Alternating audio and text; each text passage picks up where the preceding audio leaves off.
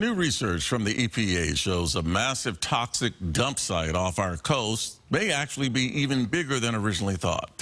For decades, starting in the 1930s and 40s, chemical corporations dumped tens of thousands of barrels of the insecticide DDT between Catalina Island and the Los Angeles coast.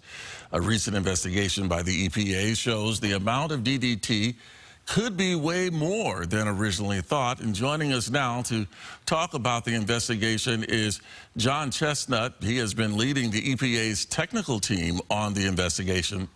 And Mark Gold, who is currently Governor Newsom's Deputy Secretary for Coastal and Ocean Policy.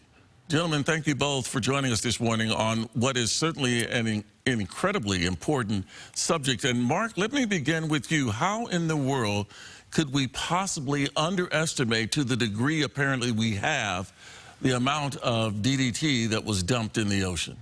Good morning. Good morning. This is a long-term story with DDT basically being banned from manufacture in the United States way back in 1972.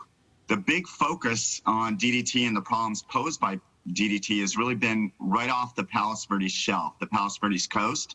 There really hasn't been much of a focus on the deeper waters at about 2,700 feet deep between Catalina and Palos Verdes, where there was a dump site, 14 dump sites in Southern California. This was one of the ones that got most of the DDT, and that was just not an area that had most of the research and science and assessment that was going on.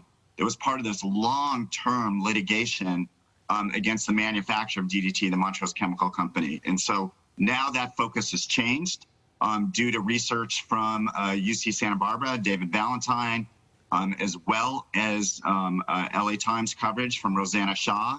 And the end result now has been a huge focus by federal government, led by US EPA, as well as the state of California, to better understand the scope and scale of that problem. And John, let's talk about the scope and scale of that problem. How much more DDT are we talking about, and what are the implications for us human beings, as well as the wildlife, marine life?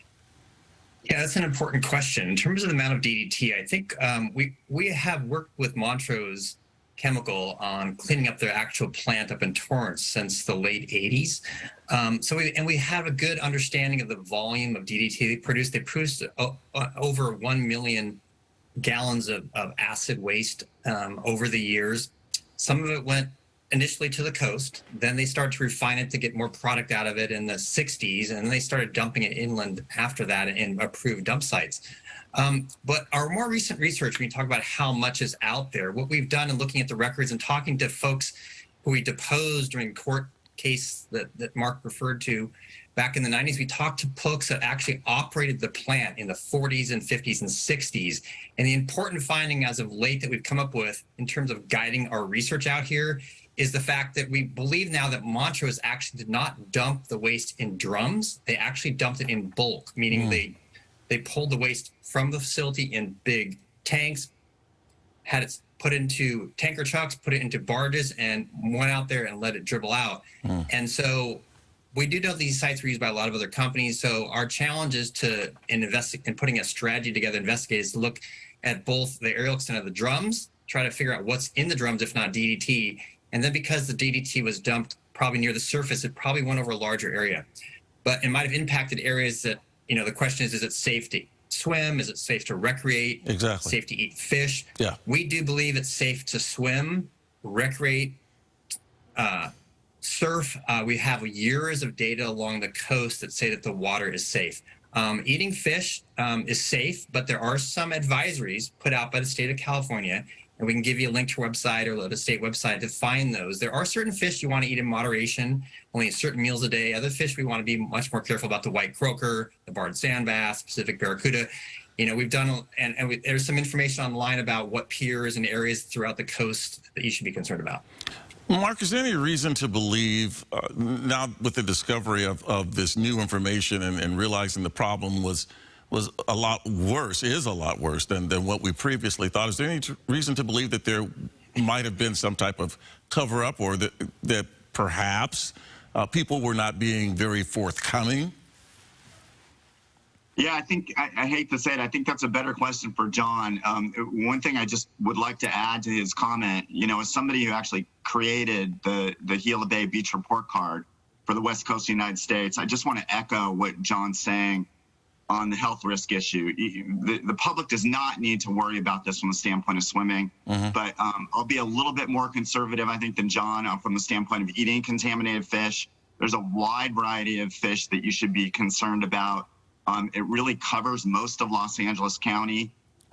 Some fish, especially if you're a woman of childbearing age, that you really want to stay away from. And what this is definitely showing beyond that in the study, the sort of work that's been going on since the settlement occurred 20 years ago plus, is that we're also seeing impacts to marine life, especially marine mammals, and now we're finding out condors.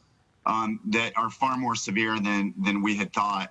The body burden of the amount of DDT that they've been seeing and the impacts are just beyond what would have been expected if we didn't have this scope and scale of dumping in the deep water area. Yeah. But I have no answer from the standpoint of anything on cover-up. John? Well, what might be surprising to folks is that these waste sites were actually permitted waste sites. And so through that, like you said, through the 30s up to 1972, when the Ocean Dumping Act came into effect, for the most part, these, not just one, but these 14 sites, industry was permitted actually to go ahead and dump out there. Of course, there was a completely different environmental ethic at the time. But we came into the know on that and realized the ocean is way more connected to basically how these contaminants could impact the food web, impact humans, and also but so that is interesting in that these things were allowed to happen in that day, but now we know better and a lot more controls over preventing things like this happening in the future. But we have a lot of work to do and a lot of things we don't know about these dump sites.